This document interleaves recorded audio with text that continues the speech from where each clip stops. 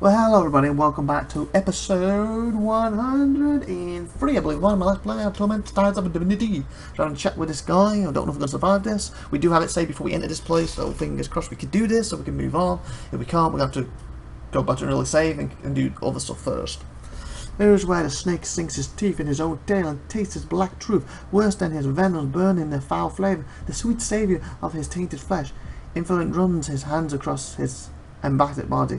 This is where pain flares, veins lies that hide from our depressing eyes. The flaws inside our sorry shelves. Truth hurts, brother, bright and scaling as starfire, and here is howled with tongues of flame. Your brother's eyes grow distant, and he seems seized by some vision. Our father made me cry out, "Here, I hear," but fled in fear. When they hailed him, I ill met in a voice he could not bear, born in blood and that pain, as flesh decreased men should be.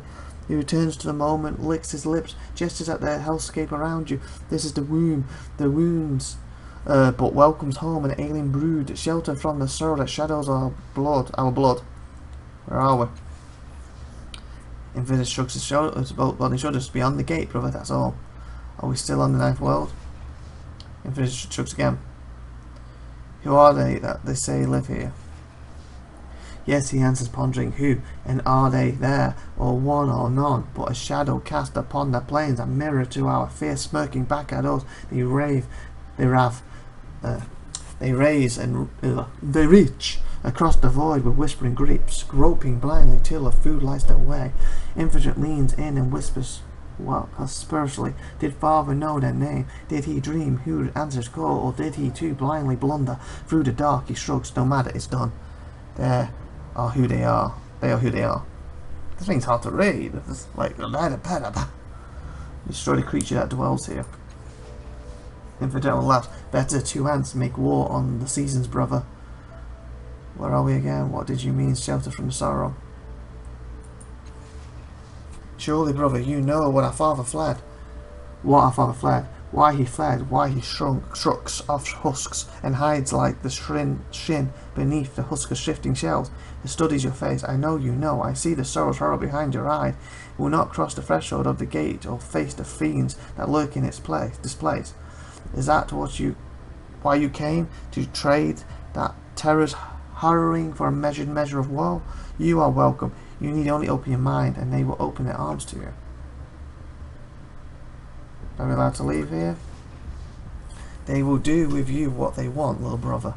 It does seem safe for you. I will stay. No, I did not come here, so I could stay. It gives you a hollow laugh. Wise, brother. Very wise, that is, if they permit it. I want to talk about something else. About you, how you came here and how this happened. Okay, I haven't done that, have I? Your brother's voice becomes low, calm again from his mind, as sharp and shining as a lance, and all across your clan, all across the rotten world, are scars left by surgery. After a short silence, Infinite hacks a bitter cackle. It's the make of the man, obvious, from his misbegotten offspring, or do you find yourself so fine that you dream yourself a kingly sire? More about this place. Tell me about father again. Know about how you came here, all this happened. You do not, brother, for all you think you do. He rolls his neck, slowly cracking each vertebra. There will come a day when you wish to vomit up the pain that fills you into bursting, when you regret gorging so long at the feast of other suffering. He smiles gently, it seems, fully sadly. You will not have me to blame on that day. You fall so bloodthirsty. Oh, the children long to guzzle many bitter brews, brother, Infinite answers, but blood is not among them. They put their stuff to other use, of course, use the juice, sprucing up the dismal tombs, and who can blame them for bringing colour to such a sombre land? Infinite laughs, but it is a false laugh, and his eyes are filled with disgust. He sees that you've seen what's inside them and scowls. His voice drops to a whisper.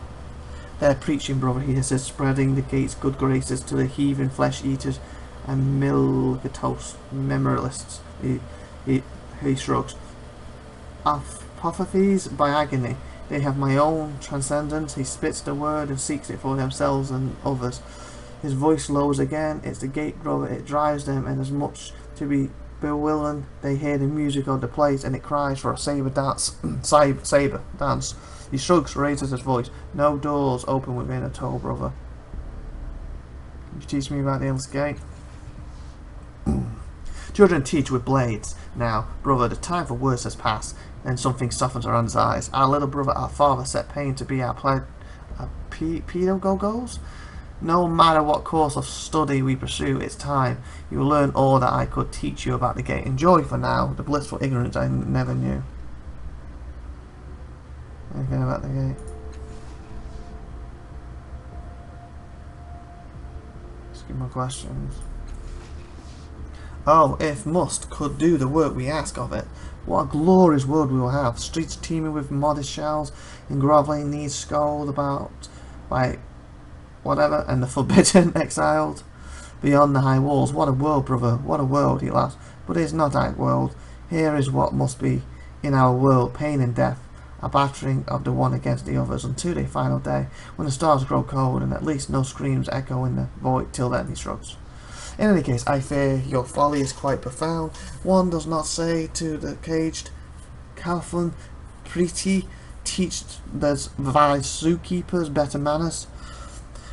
The smile on his face is one of bare pain. Make no mistake, brother, they are my keepers, not my followers.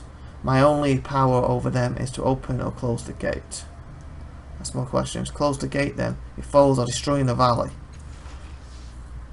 Sees his head. Oh, newborn babe, you knew naught when born, poor in horror, bereft of fright, bereft of grief, when father fled your flesh.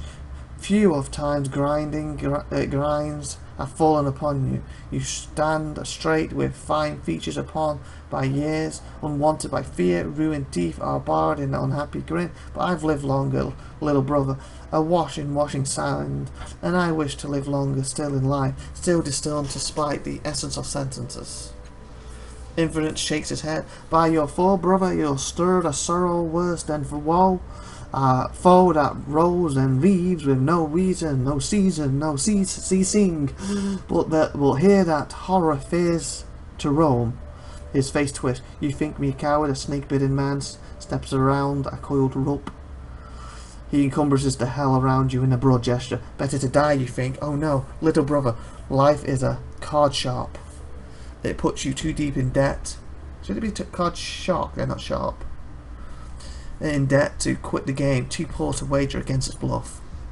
He shrugs. You would talk of closing, brother, but instead let's broach another gate. Broach. Part the horn through portal that haunts our sleep. Infinite eyes widen and his voice drops to a whisper. I dream, little brother, I dream and I doubt. Listen, tell me what you fear, what I have seen. Very well, tell me your dream. Intercepting dreams is a thingy game. You can come from your misfiring mind. What you wait glimmers, and we'll talk dreams. Very well, tell me your dream. He closes his eyes and his voices seem to settle to something like a reservoir. The child screams in my dream. Oh, it's the woman I came looking for, isn't it? The girl. In his arms bent on harm, in his hands strong fingers clutching, the brat hosting it up to his lips, bloody flesh flecked teeth, the brute bolts the brat's flank. In one great gulp, the child shrieking still, shrieks the man, wild eyes stare straight through me, a grisly grin, I knowing a wink. Opens his own eyes. So, he asks, seriously? You talking gobbledygooch? Literally, you're about like 8 minutes of video. Ugh. You are the child, and his father's eating you. He's winking because he thinks you're helpless to stop him. Okay, the child screams in my dream. So I'm saying you're the child. In his arms bent over on harm, in his hands strong fingers clutching the brat. So the father's holding him, hosting it up to his lips. So yeah, that could be the creature. Bloody flesh and teeth. The brute bolts the brat's flank in one great gulp, so eats him. Child shrieking still, shrill. The man's wild eyes stare straight through me. I'm grisly grin, I know, in a wink. Okay, so that makes sense. The top one. What's this one? The child is one of the children, and the killer is one of the cult enemies. That sounds more like it. Child represents the mildness, and the killer represents the children. He winks because you are a compliment in the crime. White eyes stare through me, a grisly grin. I know him. I think it's that one actually. Face gives no indication of how he has taken your interpretation. He merely closes his eyes again and continues. Fire raises... more! Fire raises stinks of skin and hairs of flame, greasy ropes of smoke, groping skyward, suit snowing upon the plain grey, the hush of ash, shushing the walls. The burning rage of the gate destroys guilty and innocent alike. Fire raises stinks of skin, so someone is burning, hair of flame, they're on fire, greasy ropes, smoke, groping. Yeah, it's snowing upon the plain grey, the hush of ash, shushing the howls, peace. So yeah, it's burning, well, that makes sense right now. Destruction can bring the end to suffering. Maybe, but the other one said the opposite to that. All wrongs are annihilated in the image of end. No. Those who killed the innocent will burn, and the ugliness of their crimes will be seen far and wide. So it's either... This is what I think would be the best thing to say, but the fact he's got both, so guilty and innocent alike, because that person died and the father did, so I'm thinking it's that. If he nods without comment or commitment and shuts his eyes. Oh, I can't loud. Hopefully it's the last one. The flames are about, the smoke clouds gape, the range runs in grey veins from the sky across the land, fast falling drops and slow flowing frills. The dirt churns to muck, and from the earth bursts a blossom, so like a flower's coming out, carrying white, a stalk like chalk, busting at the parted heavens, huge and flush and fleshy. It lives, but reeks of death, and then I wake. Good can spring out of the past wrongs. That seems right, but it reeks of death though. But then you're supposed to be death. Life cannot be stopped with violence, it merely adapts to a new grotesque form. That could work. Clearly the thought of reproduction disgusts you. Past wrongs over that one, it might convince him to help. Oh crud.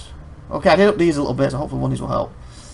Again, Infidel hardly seems to register your answer. He simply blinks several times and shakes his head as if clearing his thoughts. You would. I'd close the gate. Convince me, if that's what my dream truly means. Okay. Might speed intelligence. Does anyone tell them what they help with? Yes, that's what it means, and that's a lesson in it. No, it means that your mind is deeply troubled, problem by the gate, close it and seek help. Close the gate, or that will be the last dream you ever have. I guess might be linked to imitate. I have 8. Deception, would that be speed? So 14 would be persuade.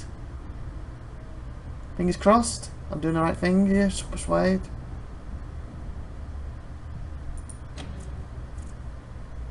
Pity. 100. You do it.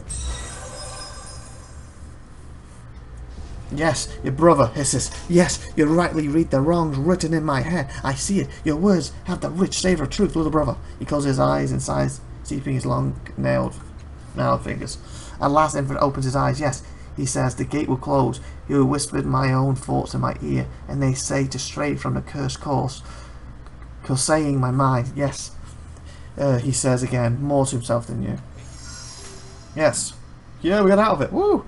Seals his eyes shut and begins to howl. You feel the world about you shifting and churning. Everything grows dark and empty. See for voices are almost as soft as silent. Feels like we did it. So it seems I don't get to go back and free them, which sucks. And by freeing them and getting to him, I might have actually freed them and wouldn't have to deal with the creature anyway. And I wouldn't have to fight any things. But the thing is, if that went wrong, I probably would have to fight him and the creature. I was hoping I could go back and free them now, but oh well. I'm ready to become even more heroic. I need to talk to you. Balance hero. Somehow, Infinite's decision to close the gate forces you back outside. Infinite is gone, there is no telling where, but the gate has closed behind you. Without the gate, the cultists have no reason to kill him more, or less reason at least. You're not the only thing that has been expelled from the gate. A small pile of objects list. Okay. Yes.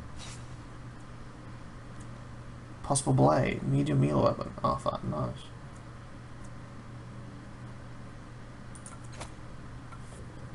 And we leveled. Maybe that will. Oh, it needs a chat. Let me save. We can do that next time. So next time we can talk to him and we level. Maybe when I official the level, it'll give us a health bar. Fingers crossed, like some RPGs do. So anyway, with that being said, I'm going to end this episode here. So please like, please subscribe, please tune in next time. If you'll event for me, because I'm not going to do something for a few weeks at this particular one. Come back. I need to chat with him.